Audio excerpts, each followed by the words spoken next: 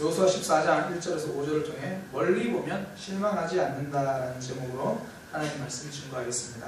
멀리 보면 실망하지 않습니다. 회복 탄력성이라는 책에요, 이런 내용이 있습니다. 성공한 사람들은, 어려움 속에서 성공한 사람들은 고난에도 불구하고 성공한 것이 아니라 그 고난 때문에 성공했다라고 이야기를 합니다. 그 고난이요, 그 사람을 강하게 만들었고 그 사람을 성공으로 가는 걸 열어주었다라는 이야기입니다. 제가 한번 설교 시간에 이야기한 적이 있는데, 해리포터 굉장히 유명한 책이잖아요. 뭐 67개 나라의 언어로 번역되고 뭐 4억 부가 넘게 팔렸고, 그 작가가 이제 조앤 롤랑이잖아요. 그 조앤 롤랑이요, 그 해리포터를 쓴 거는 그 사람의 간절함이 만들어낸 결과입니다. 사랑하는 어머니가 죽었어요. 그리고 이혼을 했습니다. 심한 우울증에 빠져 있었습니다. 경제적으로도 정말 살기 힘든 그런 상황에서 정부 보조금으로 간신히 살아가야 하는 그런 지독한 가난이 써낸 책이 바로 해리포터입니다. 우리 혹시 그 강아지 똥이라는 책을 아시는가요? 권정생 선생님이라고 지금 돌아가셨는데 그분이 쓰신 건데, 몽실언니는 아실 겁니다. 같은 작가인데, 이 권정생 선생님의 삶도요, 평생 그 강아지 똥이라는 그 어린 동화에 나오는 그런 삶을 살았어요. 그러니까 굉장히 아프고 연약하고 초라한 모습이었는데, 그런 모습이면서도 평생 다른 사람을 위해서 헌신하는 그런 삶을 사셨습니다. 오히려 자신의 연약함과 아픔 때문에 그런 작품들이 나오게 된 겁니다. 그들에게 있어서요, 고난은 발목을 잡는 장애물이 아니라 새로운 문을 열어주는 통로가 된 겁니다. 성경에도 보면요, 이 장애물을 통로로 만든 사람들이 등장합니다. 히스기야 왕은요, 아수르라고 하는 장애물을 만났습니다.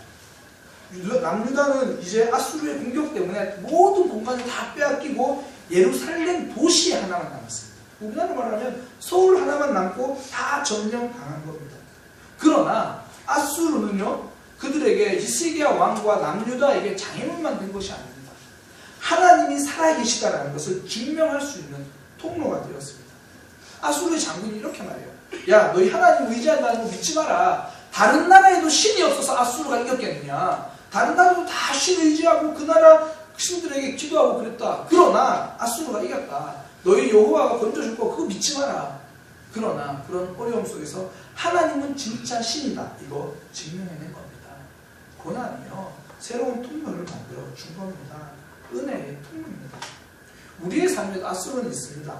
답이 없어 보이고요, 하나님이 정말 계신가 이런 생각 들 때도 있고, 내 힘으로 어쩔 수 없어 손 놓고 있는 문제, 어떤 분에게 자녀 문제일 수도 있고요, 어떤 분에게는 관계 문제일 수도 있고, 불안한 미래일 수도 있습니다. 답을 찾기 위해서 열심히 고민을 해요. 근데 고민할수록 답을 잃어가고 있는 그런 문제들, 장애물이죠. 이렇게 찾아오는 장애물을요, 통로로 만드는 힘이 있습니다.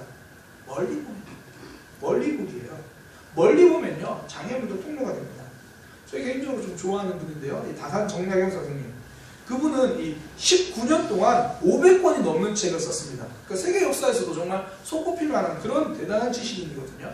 그런데 그 책의 대부분이 18년 동안 유배지에 있으면서 기록한 책입니다. 그의 눈은 눈앞에 있는 유배지가 내 삶, 내 인생의 끝이다라고 생각하지 않은 겁니다. 유배지 이후의 삶, 멀리 본 거죠. 저는 그렇게 생각해요. 그분이 거기서 죽고 후대를 위해서 기록한 책이라고 생각합니다. 멀리 본 거죠. 멈추지 않았습니다. 장애물을 통로로 만든 힘이 된 겁니다. 다음 주는 이제 수능입니다. 우리 아이들, 고3들을 위해서 많이 기도해 주시기 바랍니다. 우리 교회 아이들 말고도요, 이때의 고3들을 위해서 많이 기도해 주시기 바랍니다. 왜 그러냐면, 수능 끝나고 나면 어김없이 한두 가지 안타까운 소식이 들려집니다. 그 한 번의 시험이 뭐라고, 거기에 인생을 걸고 거기에 목숨을 건 아이들이 있다라는 겁니다. 왜 그렇습니까? 한국 교육은요, 멀리 보는 교육이 아니라서 그렇습니다. 눈앞에 보이는 성적이 전부이냐 가르치고, 그것이 전부이냐 그 아이들의 모든 인생을 거기 올인해야 되는 것처럼 말을 합니다. 그러니까 작은 장애물에 걸려서 큰 상처를 아이들이 받고 있는 겁니다. 많은 기도 부탁드립니다. 멀리 보지 못하면요, 늘 이렇게 장애물에 걸리는 것입니다. 멀리 보는 이야기 한 가지 더 드리면, 우리나라도 한때 휩쓸었던 이야기, 1만 시간의 법칙 있잖아요. 뭘 한 가지라도 성공하고 고수가 되려면 그 시간에, 그 일에 10,000시간을 투자해야 된다. 10,000시간이라는 게 하루에 3시간씩 10년을 해야 되는 시간이거든요. 그거 투자해야 된다. 이 1만 시간 법칙도 결국 멀리 보기입니다. 지금 내가 이루어지는 건 않지만 10년 동안 멀리 보고 준비한다라는 겁니다. 그래야 장애물을 이겨낸다는 거죠. 멀리 보면 장애물을 통로로 만드는 인생의 고수가 된다는 겁니다. 사람들이 가장 많이 넘어지는 장애물이 무엇입니까? 현실입니다. 현실.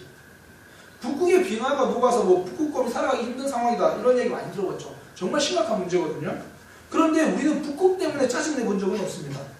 단지 이불 밖에 나가기 힘들게 만드는 오늘 아침 추위가 오히려 짜증나게 만드는 거죠. 그게 더 문제입니다. 왜요? 현실이기 때문입니다. 오늘 본문은요, 이스라엘 백성들의 현실 이야기입니다. 땅을 분배하는 이야기입니다. 전쟁은 외부와의 갈등이었으면 땅 분배는요, 내부에 갈등을 만들어낼 수 있는 그런 여지가 있는 그런 장애물입니다. 굉장히 위험한 순간이죠. 땅 분배는 중요한 순간인 만큼 위험한 순간입니다. 누구에게는 좋은 땅이 돌아가고 누구에게는 안 좋은 땅이 돌아갈 수 있는 그런 상황입니다. 함께 싸웠던 동지가 이제는 갈등하는 적으로 바뀌어질 수 있다는 거죠. 제가 어제 오늘 이제 세미나를 다녀왔는데요. 그 세미나에서 만난 목사님 중에 한 분이 세종시에서 목회를 하시는 분이 계시는데 세미나 이제 중에 그런 얘기를 했었다고 해요. 교회 주변에서 최근에 10명의 사람이 스스로 목숨을 끊었답니다. 이유가 뭐냐면 그 재산, 유산 문제 때문에. 세종시가 갑자기 이렇게 땅값이 오르면서요, 화목하게 지내던 형제들 중에 소송하고 갈등하는 사람들이 굉장히 많아졌다. 심지어 너무 억울하다고 목숨까지 그런 일을 끊는 그런 일도 적지 않다는 이야기를 들었습니다. 분배 굉장히 중요한 문제고요. 굉장히 민감한 문제입니다. 그때 우리 하나님이 선택하신 방법이 뭐냐면 제비뽑기입니다. 어떻게 될지 모르니까 그냥 제비뽑으면 가장 공평하지 않겠는가. 한편으로는 공평해 보이지만요, 한편으로는 굉장히 불공평해 보이는 게 제비뽑기입니다. 지금 인구가 제일 많은 지파는 유다 지파거든요. 유다 지파는 성인 남성만 7만 명이 넘어요. 인구가 제일 적은 지파는 시몬 지파입니다. 성인 남성이 약 2만 명 정도 돼요. 3배가 넘는 차이가 납니다. 그런데 인구를 고려하지 않고 제비를 뽑는 겁니다. 인구의 적고 많음을 따지지 않습니다. 그렇다고 뭐 인구가 많아서 작은 땅 가면 그 땅은 좋은 땅일 거야, 그렇지도 않습니다. 척박한 땅이냐 좋은 땅이냐 이것도 따지지도 고려하지도 않습니다. 그냥 눈 감고 뽑기 하는 겁니다. 이 제비 뽑기가 뭐냐면 바로 멀리 보기를 하라는 겁니다. 분배된 땅은 오늘 내 앞에 살만 보는 거면, 멀리 본다는 것은 그 땅을 지켜주시고 역사하실 하나님을 보라는 겁니다. 그 땅에 비를 내려주시고 햇빛을 주실 분, 그분이 하나님이다라는 겁니다. 하나님을 보는 거죠. 농사는요, 좋은 땅에 달려있지 않습니다. 좋은 하늘에 달려있습니다. 농사는요, 땅으로만 짓는 것이 아닙니다. 하늘로 짓는 겁니다. 농사에서 중요한 건 땅만큼이나 하늘입니다. 좁은 땅이든 넓은 땅이든 기름진 땅이든 거친 땅이든 하나님이 공급하시면 아무리 많은 백성들이 먹을지라도 부족하지 않을 만큼 공급하실 겁니다. 그러나 하나님이 비를 내려주지 않으면요, 아무리 좋은 땅도 사막이 되는 겁니다. 땅을 보지 않고 하나님을 보는 것, 상황을 보지 않고 하나님을 보는 것, 이것이 멀리 보기를 하는 겁니다. 믿음에서는요, 하나님을 보는 게 멀리 보는 겁니다. 믿음의 백성들도 넘어질 때가 있고요, 힘들 때가 있습니다. 고난이 장애물이 될 때가 있습니다. 지난 오후에 전사님 설교하셨던 그 엘리야, 로뎀 나무 아래서 죽겠다고 말하던 엘리야와 같은 상황이 있다는 겁니다. 하나님 다 싫습니다. 그냥 그만하고 싶습니다. 힘들면요, 하늘에 계신 하나님은 보이지 않고 눈앞에 있는 이세벨, 내 땅, 그게 더 커 보인다는 겁니다.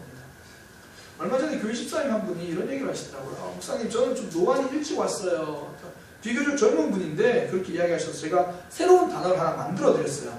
앞으로 노안이라 그러지 말고 연약성 근시라고 말씀합시다.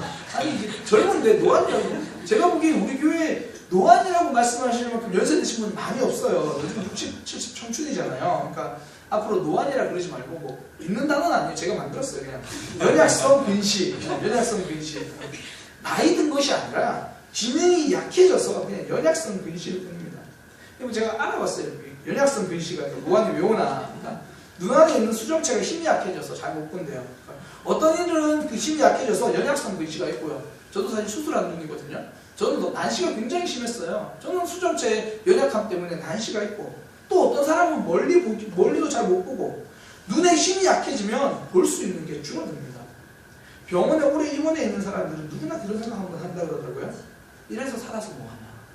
왜 그렇습니까? 몸이 약해지면 자꾸 의지가 약해지고요. 인생을 멀리 보지 못합니다.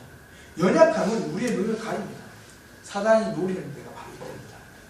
연약해져서 시야가 좁아져서 완전히 좁아진 시야를 가려버리는 겁니다. 사울 왕이 그랬던 사람이거든요. 마지막 길보와 전투를 앞두고 그는 전쟁의 두려움에 사로잡혀 있습니다.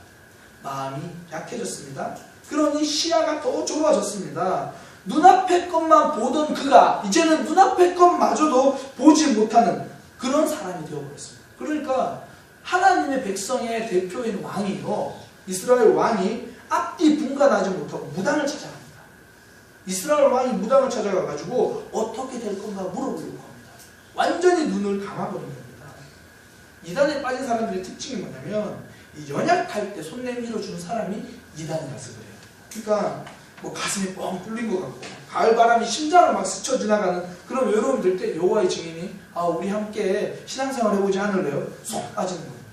남편 문제, 자녀 문제, 미래에 대해 불안감 쌓였을 때 신천지가 내민 손을 덥석 잡아버립니다. 연약해지면 눈이 멀어집니다. 사단은 이 연약함을 이용해서요, 믿음의 눈을 멀게 만들려고 몸부림을 치는 겁니다. 연약함은 신앙의 장애물을 더 크게 만들어 보이는 거예요. 오늘 본문에서 가장 연약해 보이는 사람들이 누구냐면 레위인입니다. 오늘 본문에 보면 아무런 기업도 받지 못했습니다. 모두가 기뻐하는 축제의 잔치가 레위인들에게는 남들의 잔치가 될 수도 있는 그런 상황입니다. 사람들은요, 내가 배고픈 건 참아도 남이 잘 되면 배 아픈 건 참기 힘들어합니다. 좀 힘들고 어려워도 견딜만 했는데 옆에 사람 잘 되는 거 보면 괜히 나는 뭐하고 있나 이런 마음 드는 게 사람입니다. 레위인들은요, 기업이 땅이 아니고 하나님이라고 말씀하셨거든요. 그러니까 다른 이들은 지금 자신의 땅이 선택되어지는 순간에 레위지파는 뭐 해야 되냐면 우리는 하나님이네, 안 보이는 하나님 그분 한 분만 선택해야 되는 그런 상황입니다. 무슨 의미입니까? 인생을 땅으로 살지 말고 하나님으로 살아라, 이거 알려주는 거거든요. 이때 레위인들의 마음이 두 가지였을 것 같아요. 하나님이 우리의 기업이네, 이 약속 붙들고 있는 사람은요, 이 분배의 시간이 남의 축제가 아니라 우리의 축제가 됐을 겁니다. 우리 하나님이 주시는 거다. 그런데요, 하나님이 기업이다. 그게 뭐야? 그냥 땅 주는 게 훨씬 좋겠어. 이 땅도 아니잖아. 이런 생각은요, 남들 모두가 기뻐할 때 난 거기가 지옥 같은 겁니다.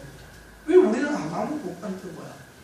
상황은요, 연약하고 당장 손에 쥐는 해결책이 없어 보이는 그때에 우리가 해야 될 것은 멀리 일하실 하나님, 이후에 우리 삶에 일하실 하나님을 보는 겁니다. 그 하나님을 볼 때 우리는 이겨내는 신앙이 된다는 겁니다. 연약해지는 순간이 있습니다. 그때가 눈들어 하나님을 봐야 할 때라는 겁니다. 그게 신명기 말씀이에요. 땅으로 사는 게 아니라 하나님이 내려주시는 비로 사는 거다. 신명기 말씀을 보면 그렇게 말씀하시는 거예요. 너희가 명령을 잘 지키면 때에 맞게 비를 주겠다. 무슨 의미인가요? 공급하고 책임지시는 분은 하나님이다. 이거 붙들어라. 그렇게 이야기를 하는 겁니다. 땅 분배의 핵심이 바로 그겁니다. 하나님이 주는 거죠. 제비뽑기에 목매지 말고 하나님의 목매는 인생 살아라는 겁니다. 성도는요, 땅을 보고 사는 사람이 아니라 하늘을 보고, 하나님 보고 사는 사람들입니다.